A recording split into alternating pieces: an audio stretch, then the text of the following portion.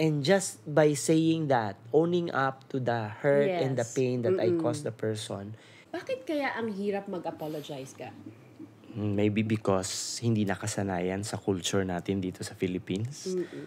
Yeah, but before that, I'd like to apologize for having this voice, very husky and bedroom voice kasi kakapanganak ko lang kahapon. Joke. I just came from a bout of cough and cold, so medyo maganda ang boses ko ngayon. Okay lang yan. We just wanted to really commit to this recording every week, di ba? Yep. And dahil nag-commit kami, kahit Vala still have, cough, we're still going to go ahead with the episode 12. Very true. Yan. And episode 12 is actually a milestone. Yay! Oo nga! Alam mo ba yon? Tama. Kung ano pa to sa Netflix pa to. Patapos na ang one season natin, di ba? Wow, nakapag one season na pala tayo. Yes, congratulations. Congratulations, no? So, papasok na tayo ng second season after Grabe this. Grabe naman. Para naman tayong, artista. Pero tama, no? Parang kailan lang yung first episode natin. And Yes. we just went ahead with it. And now, episode 12, parang somehow it's related to yung last natin na episode. Of course, we celebrated Valentine's Day and we discussed yung 5 love languages. True. As far as yung POV natin, 'di ba?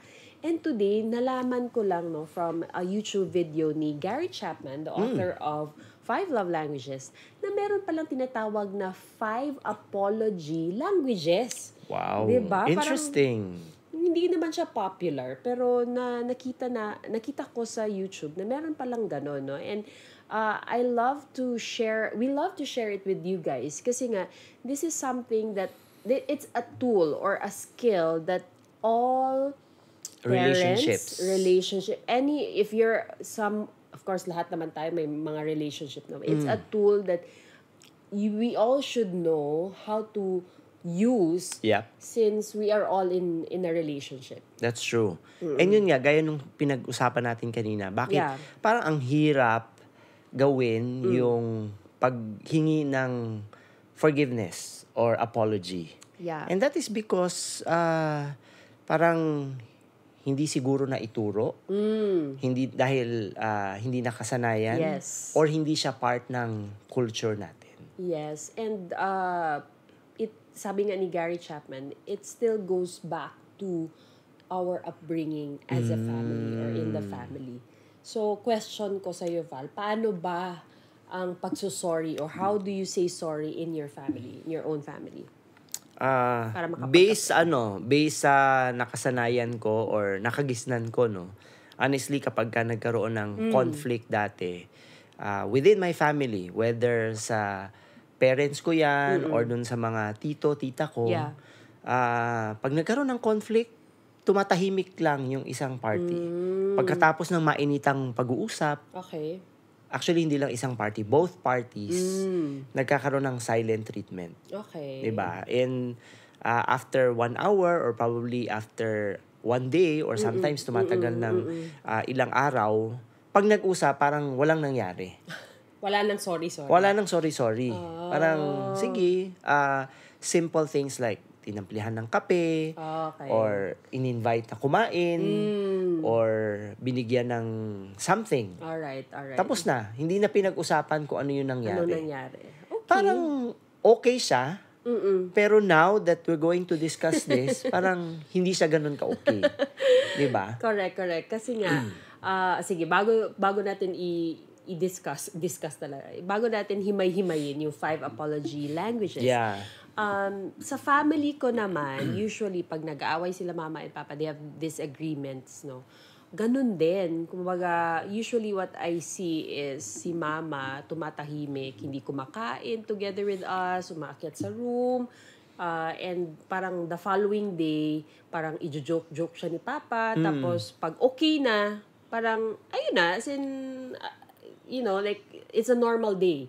Pero, and that was my experience when I was a child. Kaya sama kung tayo din, kung disagreements din tayo, what I usually do is tumatahimik din ako, and parang siguro in hindsight, parang niisip ko na okay, hindi kita kakausapin kasi galit ako sa'yo. And in other relationships perhaps, parang it's a way for the person to to punish or parang ipasuffer ka na okay, hindi kita kakausapin kasi galit ako sa'yo. Yeah. Or on the other other hand, pwedeng it's a form of resistance din. Yan, oo. 'Di ba? And we know that resistance can be in the form of shutting down communications or turning your back on the other person to get even, 'di ba? To get even. Bahala ka na. Yan, 'Di ba? tama. Bahala ka na sa buhay mo, tatahimik lang ako. Bahala ka dyan. Bahala ka dyan. So, yun, it's really a form of resistance when we when people go into silence after a conflict or a major conflict. And siguro yung ginagawa ng karamihan na after a long lull or silence, biglang gagawa ng konting sweet things, 'di ba? Ano din 'yan parang manifestation din yung sinasabi na kiss and make up. Oh, Diba? okay. Instead of verbalizing how sorry you are or action na lang. Kiss and make up na lang. Sige, kilitiin na lang muna kita. Tapos pag tumawa ka, okay na. Okay na. Diba? Alright. So, in a way, maganda naman siya. Kaya lang, if you go back to the 5 love languages, di ba?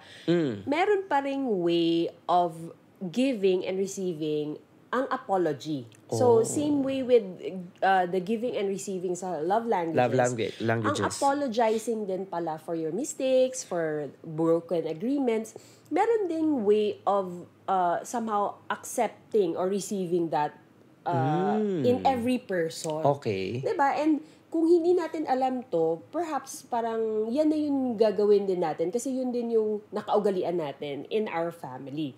However, tayong dalawa, 'di ba? Parang nagkaroon din tayo ng awareness around this. That's why sa marriage natin, sa relationship natin, we have actually practiced saying sorry talaga. Yeah. 'Di ba? And the other day lang, 'di ba, nagkaroon tayo ng disagreement kasi ano nga yung nangyari? medyo ang tagal mo, 'di ba? Parang meron tayong schedule, medyo na late ka, nagalit ako, 'di ba? Ganyan. Tapos, so ako na naman. Oo. Puro na lang si Val. Lagi na lang si Val. Hindi, sabi mo kasi na, sige, ako na. Pero totoo naman talaga na, in any relationship, people make mistakes. And nung sinabi mo, no, na, I'm sorry. Nung verbalize mo lagi na I'm sorry. Kasi at that time, parang, sige, ako na. Parang, di ba, galit ka pa nun, di ba? Or parang meron pang sarcasm, di ba? Oo. Sige, ako na. Ganun siya. Nung sinabi niya, I'm sorry, matagal ako, hindi ko tiningnan yung schedule natin, etc. Then, parang kumalma na ako, nag-smile na ako, di ba? And I think for different person, no? Parang different folks, no, have different strokes, di ba? Pati din pala ang pag-apologize. Oh, interesting.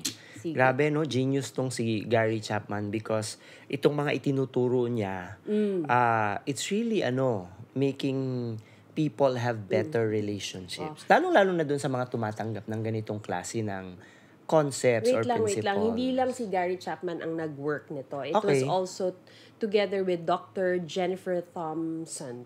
And they interviewed like a lot of people for 2 years. And they came up with 5 apology languages. Hindi naman daw niya sinadya na kailangang 5. Pero naging 5 siya. So it's based on a study which is also based on the experiences of people. Yes, kumbaga real experiences of what they want to give, to apologize, and what they want to receive for other people to apologize to them. So pwedeng sabihin na effective itong mga pointers na to. Maybe it can be effective depending nga dun sa person na bibigyan mo at makakatanggap ng apology. Wow, so, exciting. Sige, simulan na natin. So, number 1 is actually expressing regret. No? So, most often than not, pag merong ginawa yung isang person, parang last thing niya nasasabihin na, I'm sorry. Kasi, ano pa yan defensive mode na, hindi kasi ganito, ganyan, diba? Or, ang dami ko kasi trabaho, or, ang dami kasing pinagawa si boss, no? Kaya na-late ako, hindi ako nakapunta sa program. But etong number 1, actually verbalizing na I want to say sorry and no whys anymore. Bakit niya ginawa yung ginawa niya, or the thing that he did not do, and walang buts. It's just owning up and saying sorry. I'm sorry I did this. Ganyan. So hanggang dun lang. Basta nakapagsabi na ng sorry. Yes. 'Di ba? Wow. You know what? Na-observe ko 'yan, no? When one of our kids was growing up. Parang napansin ko lang, I don't know if it's because na model din sa atin before, nung wala pa tayong ganitong klase ng awareness. Yeah. But nahihirapan din siyang mag-sorry even for small things na nagawa niya. Tapos in a way na confront or na call out siya dun sa things na yun. Parang talagang tense up. Oo, dahil hindi nga siya sanay. Hindi natin na model yon during that time, 'di ba? So it's good to bring this up out right now in the light, so that people will at least get into, hindi naman to basic, pero siguro the simplest way of really apologizing is just to say, I'm sorry. Yun yung simple, di ba? Alright. So, number 2 naman, Val, or number 2 naman, Ga, is actually accepting responsibility. Would you like to share that? Para sa akin, this is really taking ownership of the things that, for example, ako, the things that I have done wrong. And yun, parang just recognizing the fact na meron akong either nagawang mali or hindi nagawang mabuti. So, ang maganda kasi nun is if you own up to it, you're taking responsibility over the hurt na nagawa. Gaya yung example mo na lang kanina, di ba? Doon sa sasakyan few days ago na when I said sorry, I actually enumerated all the things na na-recall ko na hindi ko ginawa or ginawa ko. Alright. 'Di ba? And sabi ko sa iyo na I'm sorry for being so slow in terms of preparing. Ang dami ko pang ginawa. For taking time to go down and to ride the car, which caused you to be irritated. Kasi na-late na tayo. Kasi na-late na. So, yeah, it's very important. I guess, no, it's in any relationship, it's really important to take responsibility over the things na nagawa mo na could probably cause the conflict between the relationships. Yan, correct. And in relation to kids naman, ito yung sinabi ni Gary Chapman na this is something that we can also teach our kids to say sorry and take responsibility. Kasi meron nga siyang nagbigay nga siya ng example na, for example, yung isang bata kumakain or holding a cookie and na-break yung cookie. Instead of saying na ako yung rason kung bakit nag-break yung cookie, sabi pa nung bata, it broke, no? Parang ang cookie daw, it broke, 'di ba? So the other day with Champ, 'di ba? Yung yung lunch bag niya, medyo nasira. Yeah. Bago lang 'yun, 'di ba? Kakabili ko lang. So alam ko naman na medyo manipis. And what happened was, sabi mo, "Ga, kasi manipis 'yan, ga." And narinig ko na tong video na to. Narinig ko tong YouTube video na to. So sabi ko, Cham, come here. What happened here? Sabi niya, I don't know, mommy. Syempre siya lang naman yung may-ari. Siya yung gumagamit ng lunch bag. Of course, I know na manipis yung yung sa loob, ganon. So, it could have torn, no? Pero nung sinabi ko nga na, ikaw naman ang gumamit nito, boy. And this is your responsibility. This is your stuff. Yeah. You have to own up to this. Sabi niya, so, what should you say? Can you say, I'm sorry, mommy, I did not take care of my lunch bag? So, yun yung sinabi niya. And for me, kailangan pala talaga siyang ituro. Di ba may tinanong ka sa akin kanina? Yeah. Ano nga yung tanong mo sa akin? Bakit hindi automatic Oh, yun na nga, 'di ba? Kailangan natin siya ituro. Kahit nga yung 5 love languages, it's so basic na dapat alam na natin yun. Pero, tinuturo pa, 'di ba? May book pa si Gary Chapman. So, ito din pala yung pag-apologize. Kailangan din siya ituro. Kaya naisip ko, mag-meeting kaya tayo ngayong Sunday, no? Yung during our family meeting, ikwento natin to.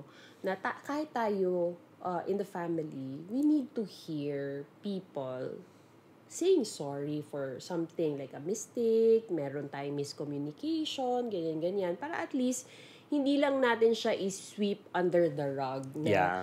okay na yan. Kinausap na ako ni Mami, okay na yun, 'di ba? And they will bring this practice kasi in their own families in the future. Exactly. And all the while kasi parang we are expecting people that we are in relationship with na dapat alam mo na yan eh. It's elementary. It's very basic na kapag may nagawa kang mali, mag-sorry ka, mag-apologize ka. Pero yun nga eh, hindi naman lahat ng tao ganun ang level ng awareness that they need to do that. Probably sometimes, kung medyo may edad na yung tao or ang nakasanayan niya is really not to admit his or her own mistake, it's probably because of ego. Yan. Or pride, 'di ba? Na bakit ko aaminin 'yan? Eh ang dami namang pwedeng sisihin dun sa nangyari. Kasi sa culture nga natin dito sa Philippines, 'di ba? If you recall, kapag nadapa yung bata, for example, either si yaya, si nanay, si tatay, or si kuya, si tito, si tita, usually sino yung sinisisi kapag nadapa yung bata? 'Di ba?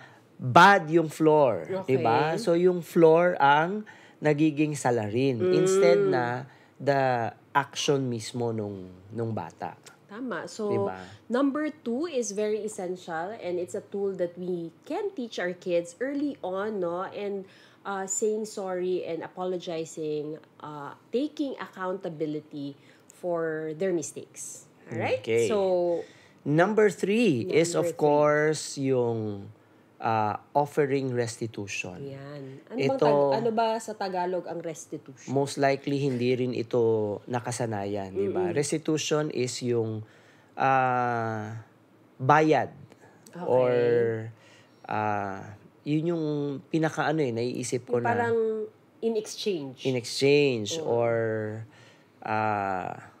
yun yung pinakaano yung bayad. Okay, 'di ba? restitution. Restitution or compensation. Alright.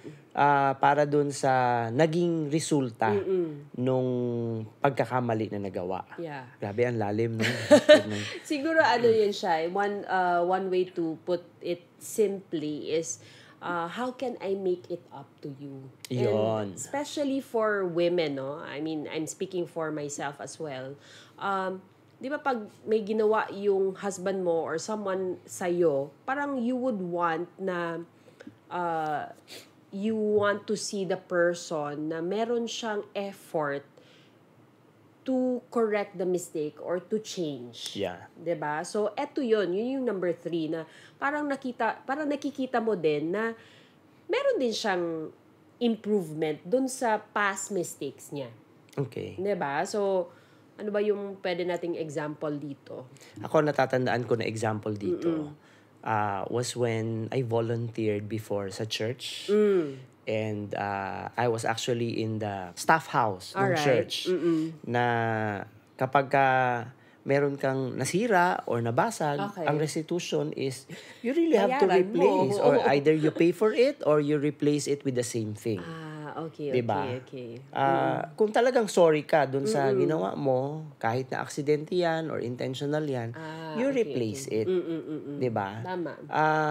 In the context of relationship naman, of course, hindi naman natin pwedeng i-replace yung trust that was lost, 'di ba?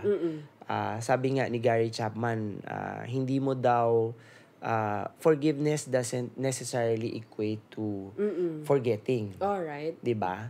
Pero meron kang pwedeng gawin to somehow ma-overshadow yung sakit na naranasan with a different feeling, 'di ba? So kung halimbawa ano yan, parang naka-hurt ka ng ibang tao. So probably ang restitution is aside from the apologies that you verbalize.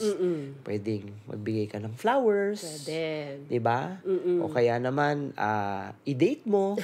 Kung nakalimutan mo na meron pala kayong special date na hindi mo na naalala.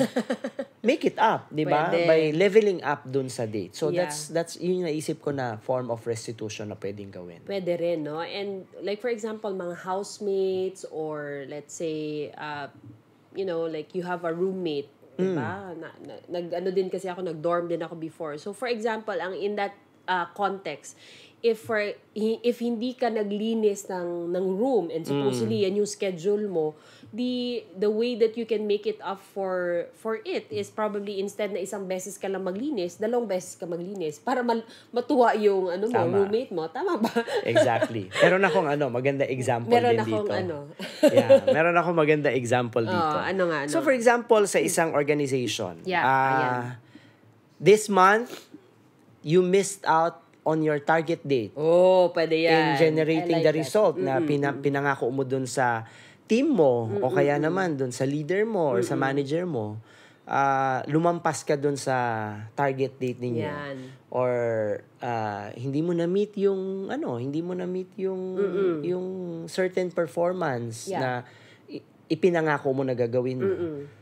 The way that you can actually do restitution for that the following month is to submit earlier or to produce a higher business, 'di ba? To create a higher bato sa langit, business. 'di ba? Ayan. Ganda, 'di ba? Actually, tama 'yan, no? Kasi I think yun din yung nakikita ko for those people na kinakausap din natin and somehow they want to have a comeback, 'di ba? Na kung last month para medyo kulelat siya, this month dapat maaga or dalawang submissions para mapunan niya yung hindi niya nagawa last month. Exactly. So that's good, at least in the business or sa team's perspective na example. Now, yung number 4 na related siya actually dito sa number 3, is actually expressing the desire to change. Ito pala yung sinasabi ko na parang for example in your relationship, nag-ano na kayo na nasigawan mo yung spouse mo for example. Tapos sinabi mo na hindi ko nagagawin 'yon. Tapos the next time nangyari ulit, no? So sabi ni Gary Chapman, the way, an example for you to parang apologize at using this number 4 language is to show that you are trying to change. And if nagawa mo siya ulit, it's really more on telling the person, I'm sorry, sinabi ko na hindi ko nagagawin to pero nagawa ko pa rin. Can we talk? Because I really don't like hurting you. I really don't like this. But, this is something that I really need help and support from you. Na hindi siya maging pattern for me. Diba? Parang, it takes so much humility na kung sasabihin yan sa akin ng husband ko, ikaw yun. Ako yun. Syempre, diba? I'll give him a chance. Pero kung parati na lang, 'di ba? Hindi na siguro 'yung tama. Baka kailangan mo na magpa-therapy. Wala nang apology. Wala pang taking responsibility.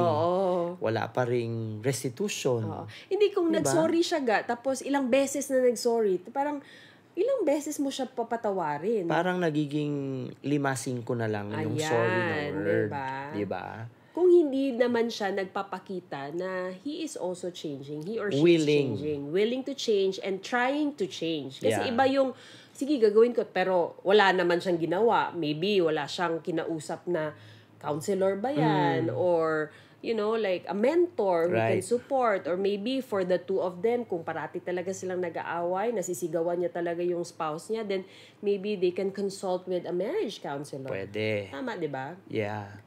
So, dapat nandoon yung genuine desire to actually change. Diba? And stay away from that pattern. Correct. Right? So, which leads us to... Number 5. Of course, number 5 is ito na yun. Requesting forgiveness. Ito mahirap, no? Yeah. Parang ano to? superlative nung number 1, which is yung Requesting verbalizing, forgiveness. Yes. I am sorry. But Oo. requesting forgiveness is, Ito. parang masyado siyang heartfelt kasi. Na, say for example, I would say, can you forgive me for the things that I've done that hurt you or that caused you pain? Meron ba? Di ba? Parang mas ano siya, mas malalim siya kumpara doon sa I'm sorry. Tama. 'Di ba? How does it feel kung halimbawa ganun yung intensity nung pag-request ko sa iyo nung forgiveness? Siyempre, malalim yung forgiveness. 'Di ba? Kasi parang siguro yung degree ng offense mas malaki. Yeah. Tama ba? Exactly. And it shows that you value the relationship more than your pride of not asking forgiveness. 'Di ba? I remember there was a time that I actually did this. Correct. Na Alala ko yun. Several there was years this business partner of ours in a business, an opportunity that we've been doing years back. Tapos parang meron yata akong nasabi or meron akong hindi nagawa for this person. Yeah. And bigla na lang siyang nag-shutdown, nagkaroon ng resistance, umiiwas na kahit na same office building tayo, same path tayo, 'di ba? And ang ganda ng relationship prior to the conflict. And dahil sa ako personally, I want to maintain the relationship. Yes. Kahit hindi ko nasabi sa iyo to, 'di ba, nung ginawa ko.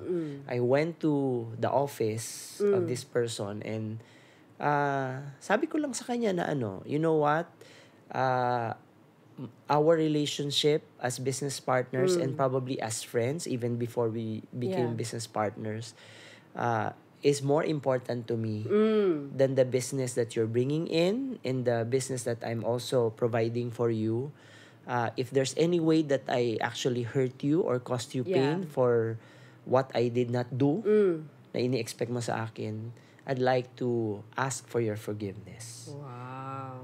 And just by saying that, owning up to the hurt and the pain that I caused the person, and assuring the person na mas importante yung relationship na built namin prior to engaging into that business. Ang bilis nag-melt nung heart nung tao. And binaba talaga niya yung wall niya. Tama. And then it became a parang way for us to rebuild the relationship again. Nice. Personally and professionally as well. Nice. And yun yung wall na sinabi mo, I want to take off from there because if yung mga small na mga mistakes, no, or failures or disagreements na hindi natin nagagawa or hindi natin nagkakaroon ng closure, yun yung kasing nagko-cause na people are putting up walls. And kumbaga in the end, dahil sa dami ng mga walls, no, kasi hindi mo nga naayos yung isa, tas nilagyan na naman ng wall, gawa ka na naman ng isa, and like it piles up, then eventually hindi mo naman namalayan na parang ang dami na palang nangyari na mga offenses na hindi mo alam na nilista na pala. Di ba? And I remember that. Naging Great Wall of China na siya. Di ba? Oo, na sobrang dami ng offenses na hindi mo na siya break through kasi nga, ang dami ng walls. Yep.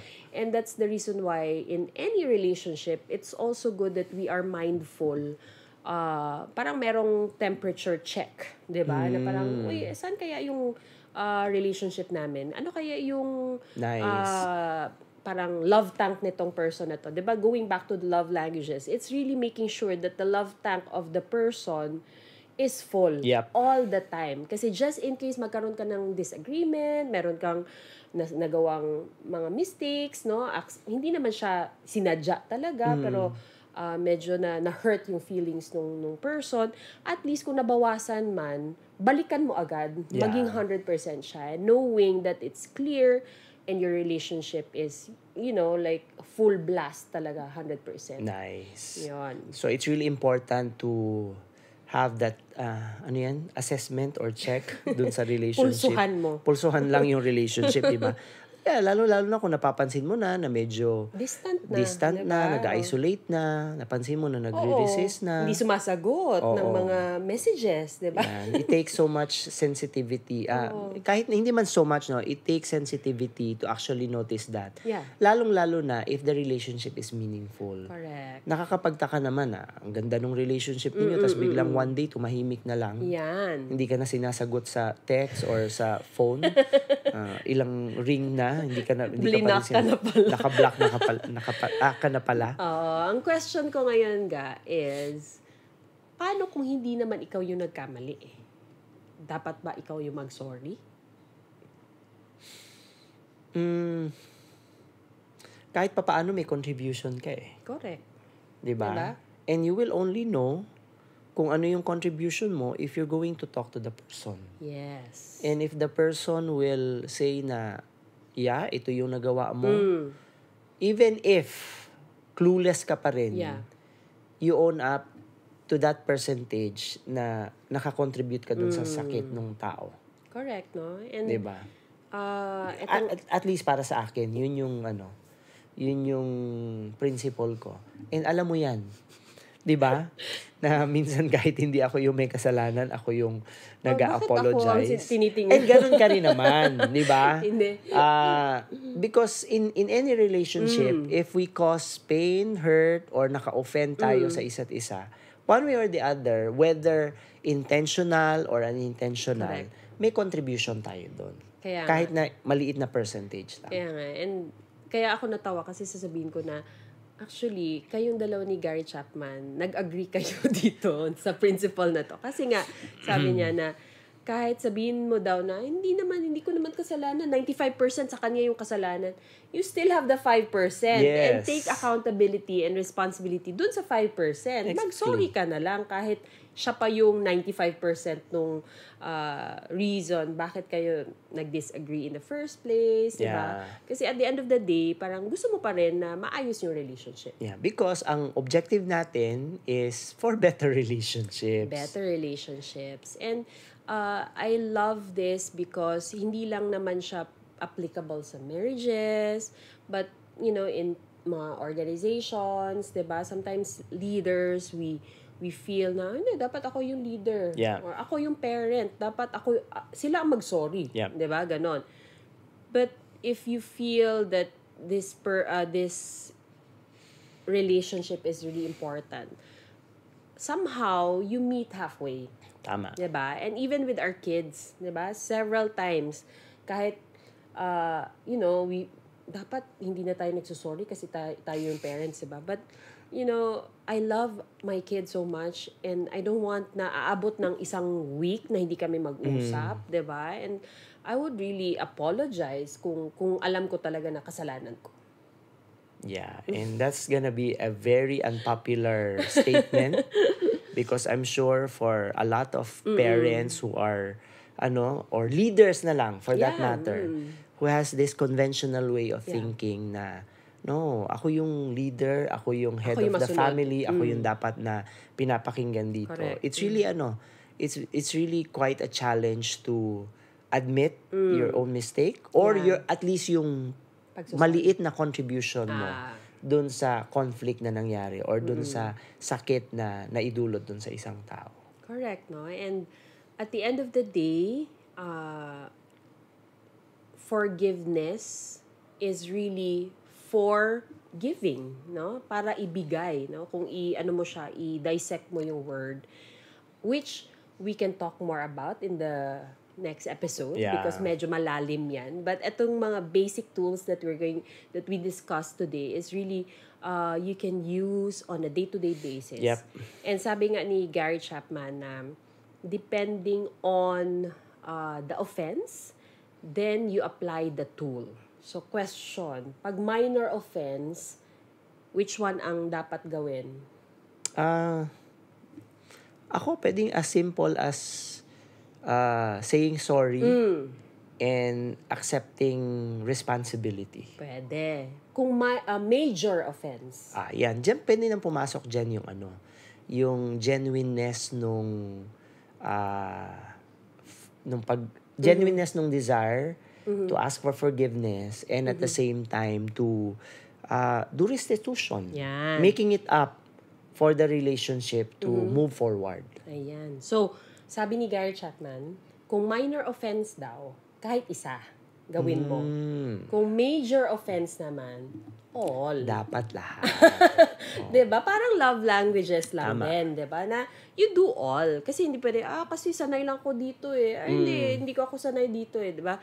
Gawin mo na lahat. Buti na lang nabasa mo na kaagad. Ay, napakinggan mo na kaagad siya, no? Para alam mo na lahat. Kaya nga ng- sabi ko, ikwento natin sa mga kids, 'di ba? And again, like the episode that we did for 5 love languages, sino ang first person na dapat mong bigyan ng apology or forgiveness? Or to ask apologies.